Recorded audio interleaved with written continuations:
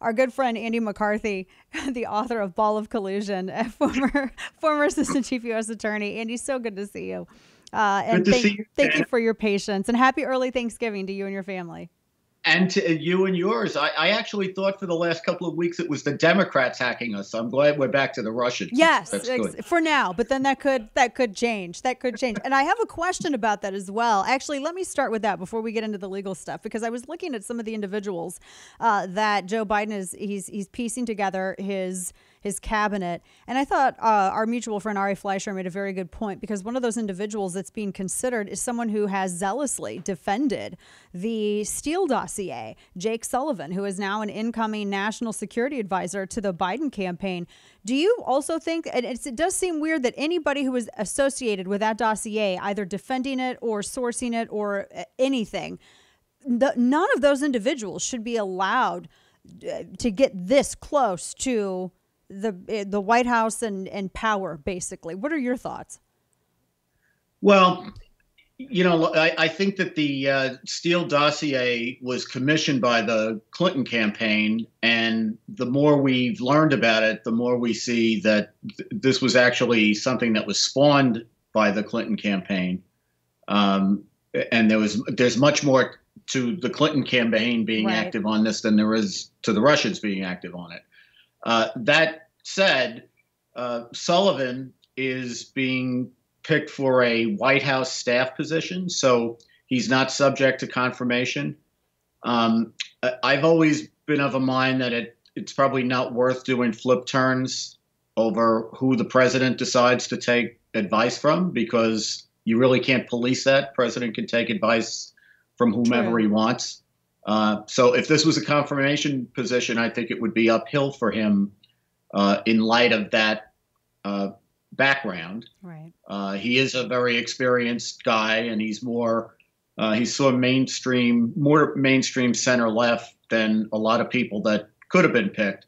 But look, he's very high up in the Clinton network of things, and that dossier is a Clinton creation. So it's obviously something to my mind, it's a black mark on him. Yeah, yeah. Well, and that's a good point as well, because it is impossible to police who the president or is going to take advice from and who they're not going to take advice from. I mean, we've seen that the past 4 years as well. It's an impossible thing to enforce. But on the bigger issue here, speaking of, well, who is the president? Who's going to be the president? Here last night we saw the president tweet that he was going ahead. He was encouraging GSA to begin the whole transition process. A lot of people were interpreting that as some kind of concession, although that word is never, I don't think, ever going to be used in any form, no matter what happens. But what chance legally? I mean, now that we have all of these states that are certifying these results, I mean, and I realize that with every certification, the chance diminishes, but what chance does President Trump have left, or are they gone? Yeah, I've always thought, Dana, from the beginning of this, and I think I started saying this about 2 weeks ago, the math just doesn't work for the president, because he's always needed to have Pennsylvania, which seemed implausible, but if you credited the idea that he could get Pennsylvania, it wouldn't be enough. So it was absolutely necessary, but he would also need 2 other states. So this always seemed to me such a daunting thing to pull off, especially when the more we get into this, the more the more courts look at it, the more investigators kind of kick the tires on it. What you find is we have fraud like we have in every election. There's improprieties in every single election. There's even Russians in every single election. But, the bottom line is courts are not going to entertain election claims, and particularly fraud claims, unless you can show that it would make a difference in the outcome. If you can't show that, you don't even really get in the ballpark. And where I always thought the president's problem is that where he's strongest, the vote yield is the least.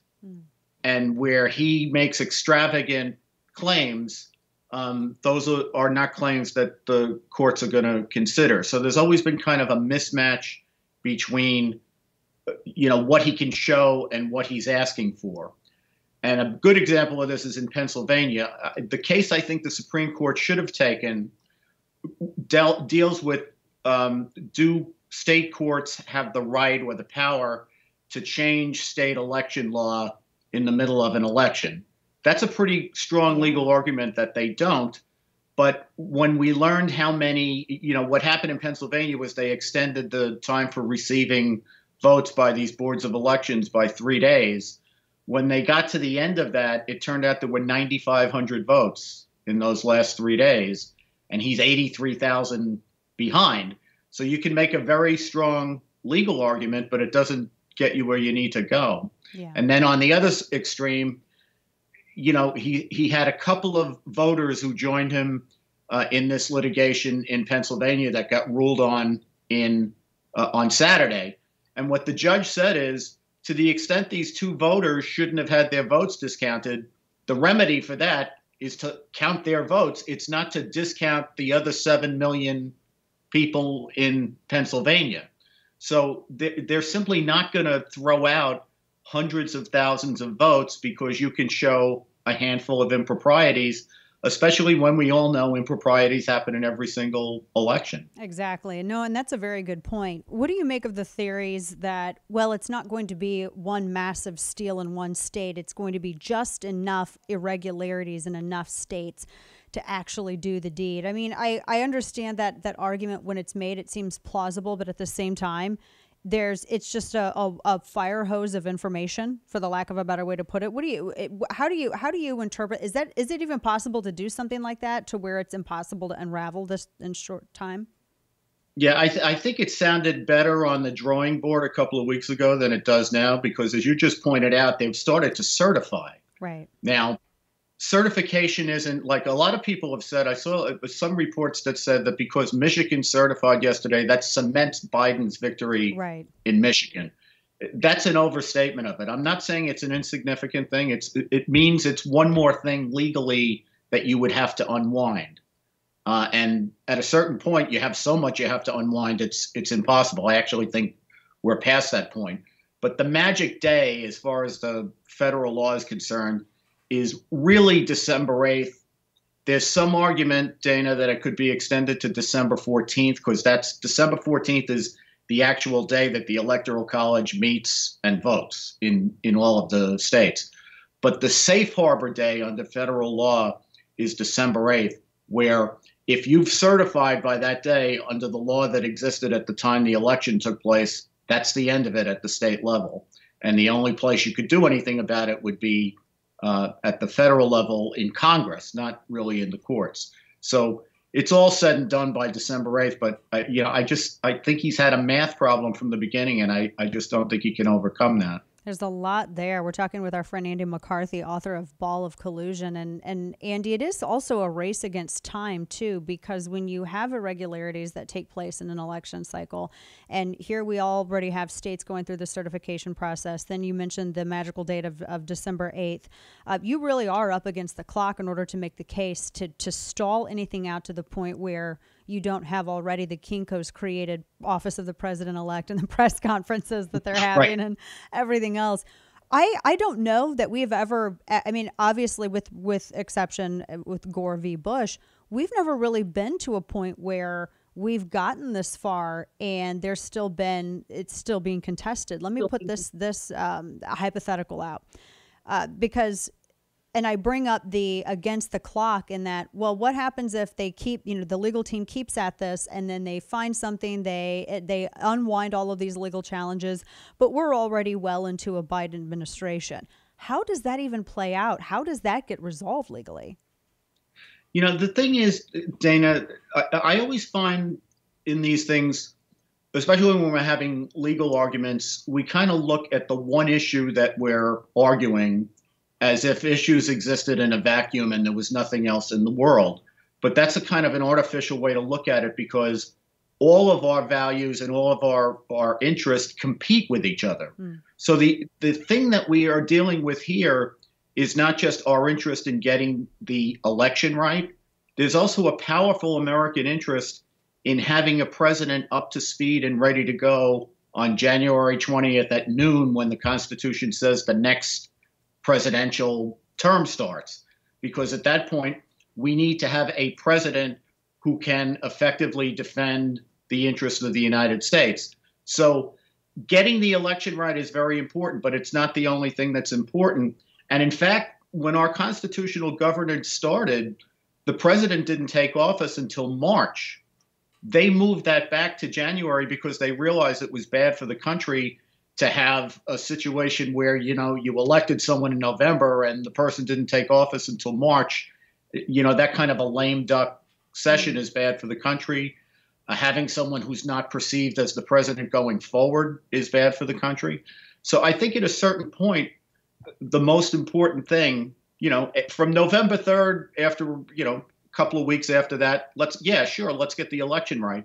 But if we think we have an idea of how the election came out, whether it's the result politically we wanted or not, it's very important for the national security of the United States and for the interest of the United States that we have a president who's ready to go on January 20th. And even if it's a president that we oppose politically, we kind of have an obligation, to my mind, as Americans, to try to equip him to do the best he can and hope that he'll be a good president. There you go. Well, last question for you. We're talking with our friend Andy McCarthy. Are Republicans going to miss a really good opportunity to use this election and how this unfolded as a challenge to fight the mail-in ballots? Because my concern is that if Trump, after Biden is into the White House, that all of the energy for that is going to dissipate when Trump leaves office. What are your thoughts? Yeah, it's a real concern.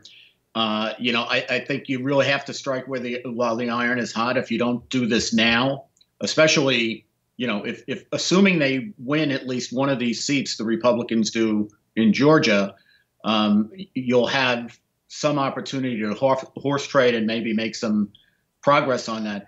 I think this escapade, I'm afraid what people are going to say coming out of it was that it was the safest election of all time. We're probably going to have had close to 160 million people vote. And a lot of people are going to think that it was just fabulous.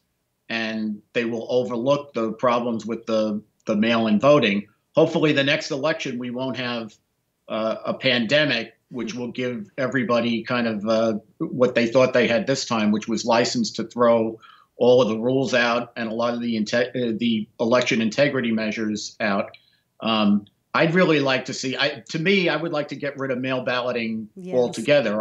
I don't have any illusions that that'll happen, but I really think it ought to be tightened up. I mean, it's crazy that important things happen in the campaign, like within days of Election Day, and some people have voted in September, before everything that we should know when we go to the polls is known. So I think the country ought to vote on the same things at the same time, and then let's see how the election goes. But unfortunately, that doesn't seem to be as popular a position as it used to be. I know. I would like for that to be our Christmas wish for 2020. Right. That would be great. Andy McCarthy, always such a pleasure, and we're grateful for your generous amount of time. Thank you so much, and happy Thanksgiving.